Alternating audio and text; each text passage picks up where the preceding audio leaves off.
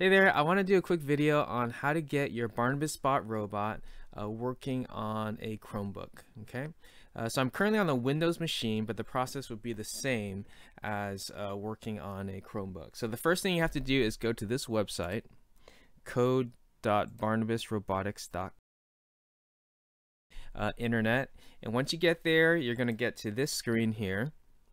Now there are a few different settings. Okay, so if you go here, you might see this, which would be the text coding, okay, which you could use, but in this video I want to use the block coding. So if you're on this page, click block code and then click OK, and then you'll get to this screen. When you go to the website and you're on this screen already, then you're all good. The next thing you want to do is select the board. Make sure we're clicked on noggin. Okay, the noggin is this green board here. That's going to be the little mini computer that the Barnabas Bot uses to control all the movements, lights, and sounds. Next thing we want to do, select a lesson. It's going to be on Barnabas Bot, and we are ready to go. Alright, so this is going to be a lot like Scratch programming. I know a lot of you guys are familiar with the Scratch. This is based off of Blockly, which is it's a sister project of Scratch. Okay, so the first thing you want to do is click on, these are your drawers here. You have a control drawer, lights, sounds, and motors drawer. So first we want to go to control drawer. So we click on it and see what's in the drawer. We have a loop, we have a wait, and we have a repeat. Okay, the first thing we want to do is get the loop. We call it the loop do control block. What I like to say is when you put this in there, you have a loop, and then whatever you put inside the loop, it loops over and over and over. Okay, so we're gonna, and oh, one note, you always need one loop. Okay, so in order to give our little Barnabas Bot commands, you have to give it a loop, and it can only have one loop. You can't have two loops. If you try to do that, you're gonna have issues. Okay, so in one loop and only one loop. So now as I do this, how do I get rid of this? You can take this and just bring it to the left side, let go, and it deletes. Okay, there's also a trash can on the bottom right. You can't see, it's being covered by my Barnabas Bot camera, but you also see a trash can there. But the easier thing is to just pull it over to the right. Alright, so let's go ahead and do our first thing here. So if you look on the back, I'm turning my Barnabas Bot around. I have everything wired up. I have the first LED here, second LED, resistors, buzzer, and also the motors, two arm motors, and also the head motor here. Now, instructions on how to wire it, I would just look on the website for the web instructions for that. In this video I want to focus on the coding. Okay, so let's go ahead and let's turn this head around so you can see. So I painted my robot to be kind of like Hello Kitty. All right, yours might be a different design. All right, let's get the light to turn on. So all we do is go to the light drawer, pick our light command or our light block, and then snap it in like so. Just like see that little mouth will open up and a little highlight, and we click it in. Okay, now with the pin number, we have to decide what pin number. Okay, I like to say that pins are like the nerves of the Barnabas Bot robot brain. Okay, if you look closely on the Barnabas Bot, okay, this camera is not set for zooming in, so you might not be able to see, but if you look on yours, you'll see numbers that go from, on the Barnabas noggin, it goes from 2 to 13. Okay, so those are all different nerves. Now, my first light is connected to pin 13. That's this light here. So then I'm going to change this to 13, and I want to turn it on. So that's going to give a command to turn it on. Now, I did not plug in my robot, so nothing's happening. Okay, so what you got to do is connect to your computer using the USB cable. Mine is black. If you look on the bottom right there, mine's black. Yours is probably blue, but the same idea. Stick it in like so. Okay, cool. And you'll see a little red light here. That's the power indicator. If you see that red light, you know that's a good sign. All right, now we should be able to upload. So now we put our code in there, click on this upload button up on the top right here, upload, and then this thing pops up. Now on the Windows, it's going to be called USB 2.0 serial. On the Chromebook, it's going to be called something else. It escapes me right now. You'll see it's called something else.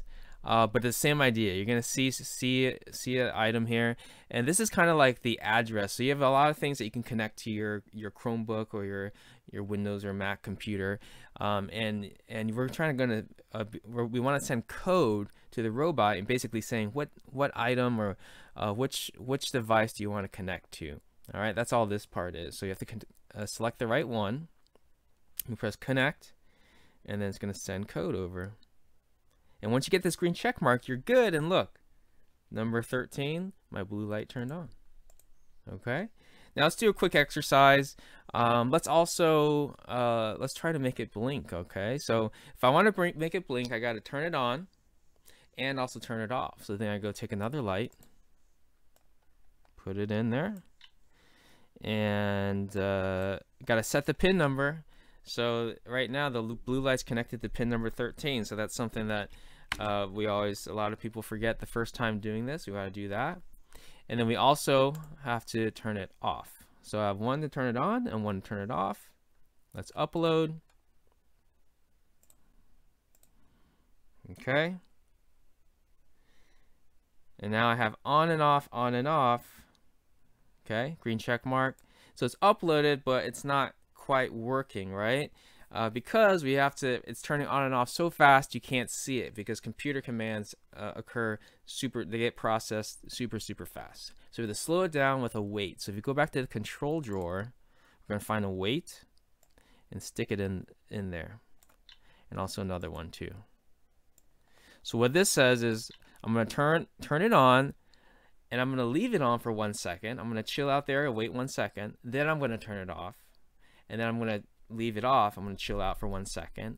And then once you get to this command, it jumps back to the top one here and loops over and over again. Okay, so on this, with this code, my little blue light should blink over and over again. 1 second on, 1 second off. And it's working. Okay, cool. Now I have another light down here, and that one is connected to pin number 7. Okay. And if you follow the instructions online on how to connect it up, you'll see that it's pin 7. Just trust me, it's 7 right now. Okay, so I'll do 7 and 7. And as I'm doing this, quick note on the wiring, the lights have 2 legs. Okay, and the minus leg the minus leg is the short one. The long leg is the plus one. Okay, the long leg is the one that needs to go into the pin. Now this is covered in more detail with the wiring section, but just wanted to throw that out there in case your light's not working. Double check the legs of the light, that they're in the right way. Okay, so if I change this to 7, I should be able to get the other light to turn on. Now the other light should start blinking, and it is. I got the pink light. Okay, now if you want to, and part of a cool lesson is to get both lights going at the same time. Now how would I do that? I would just need more of these blocks. Okay, I'll let you experiment with that. One of the challenges I do is Morse code. You know, how do you make it blink with Morse codes and dots and dashes? A dash being a long blink and a dot being a short blink, but you could get more involved with the code and actually make Morse code. The challenge I like to use is SOS. That's relatively easy in terms of Morse code. All right, moving on. Let's get the buzzer going. Okay, with the buzzer, I'm going to move this out, and I'm going to delete it. Now the buzzer, you go to sounds, and then you go to tone. All right, and then the pin number for the buzzer, again, this is in more detail in the wiring section, is pin 6. And it's 440 hertz for the frequency. So we're telling the buzzer to move its little mechanism in there at 440 hertz, which is 440 times per second. And that's going to create the note A. So let's upload and see if we can hear it.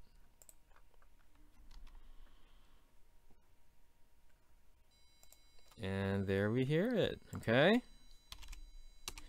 Now I'm just gonna jump over to the instructions just so we have it. And now it's just going. 1 second here. Make robot music. I know some of it's being blocked by my cameras, but the thing I want to show you is this table right here, okay?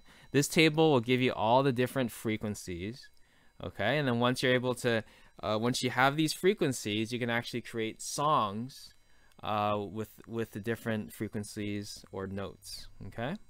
So if you go through this, you can, it kind of walks you through that process, okay? Now this song here, BAG, is actually Hot Cross Buns. And so maybe we could do that really quickly, okay? I'm gonna turn that on, then I'm going to have it play for 1 second, and then I have to turn it off with the no tone. Okay, pin 6 is what I want to turn the pin 6 off. Then I put another tone. Again, pin 6. And I'm hearing that sound. That's what B. If I go to my table here, B is 493, A is 440. So B is first. So this would be 493, and this is 440. That's fine. So this would be my B. I play it for 1 second, turn it off. A, I want to play it for 1 second. I got to put a delay here or a wait. And then I turn it off. So I'm just going to do those 2 notes and let you finish it on your own. And maybe I want to also say, after I turn it off, I also want to wait for 1 second. Okay, let's upload this, see what happens. Select my device.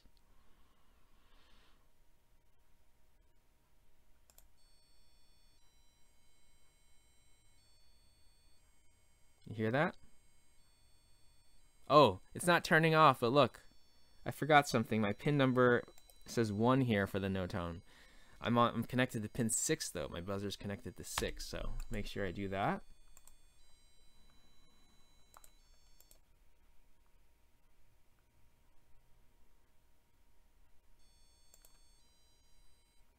There, see that? So you gotta, if it's not working, check your pin number here. That's a common mistake too. Even I made it. Okay, so that's the tone, and then so you can see it could get more complex with the complexity of the song that you want to play. So I'm gonna move this. One thing to note is that when you put the code on there into the noggin, it's gonna persist. It's gonna stay in there. So after you unplug it and plug in the power, it's still gonna remember that. So if you want it to actually stop playing, you need to move your pins. You could actually just move whatever. If you move it out of the loop, then it's not going to have this code in there anymore. So if I just have an empty loop here and then upload, then it's going to wipe it out and just have a clean brain again. So let's do that, and it should stop playing. Okay, the last thing I want to do here is try with the motors. Okay, the motors here, these are servo motors, and they are connected to pin 9, 10, and 11. Okay, 2 for the arms. I think the head is 9, arm is 10, and the other arm is 11. Okay, and a great thing about what we're doing here is just experiment. We'll find out. Okay, so I'm gonna go to pin 9, and this great opportunity to teach math. The servo motors can move half a circle or semicircle, which would be 0 to 180 degrees. Okay, and these are absolute values, and what that means is that if you tell it to go to, let's say, 0 degrees, all right, then it's going to go to 0 like this. Okay, let's say. If you tell it to go to 0 again, it's just going to stay there at 0 because it's already at 0. Okay, so to make it move again, you need to make it go to a different angle. So let's just try that. Let's move pin 9 to 0.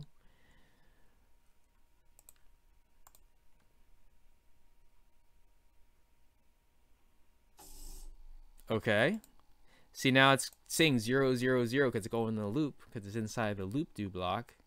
But it's not moving around, right? Because you just keep telling it to go to 0. So if, let's say if I wanted to, you know, shake its head, say no, then I have to add a wait, because I'm saying I want to go to 0. I'm going to chill out there and stay at 0 for 1 second, then get another one. Again, I want to move the head and then go 180, let's say. And then I want to tell it how long to stay at the 180. All right, so 2 different positions, right? Stay at 0, 1 minute or 1 second, then go to the other side, 180 for 1 second, and then loop over and over. So let's try that out.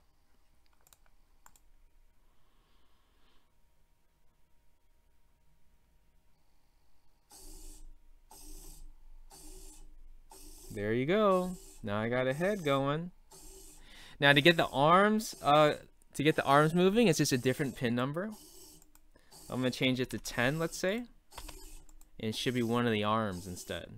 Let's try that. So see, I changed both the pin number of these blocks to 10. There you go. It's saying hello now. All right. All right, so there you go. That's just a quick demo of how to get the coding for all the functions here for the Barnabas Bot. So that's really quick. You can do a lot more with this. For example, how do you get both the arms to appear to move at the same time, or make it dance a certain, you know, let's say the Macarena or something. You can have the whole class try to have it dance the Macarena. But you know, I just wanted to give you an idea of how that works. And let's see, anything else here? Oh, quickly, okay, I want to disconnect here. If the arms are not moving, you gotta double check these cables. Again, there's more details in the wiring section of the online instructions, but these cables here, the brown wire should be toward the feet. Okay, if this is flipped, it's not going to work either. So that's just something to quickly check if your motors aren't working at all. All right, I'll stop there. I'll put links for some of the instructions here in the video description. If any questions, always feel free to reach out. Again, I'm Ed from Barnabas. Take care.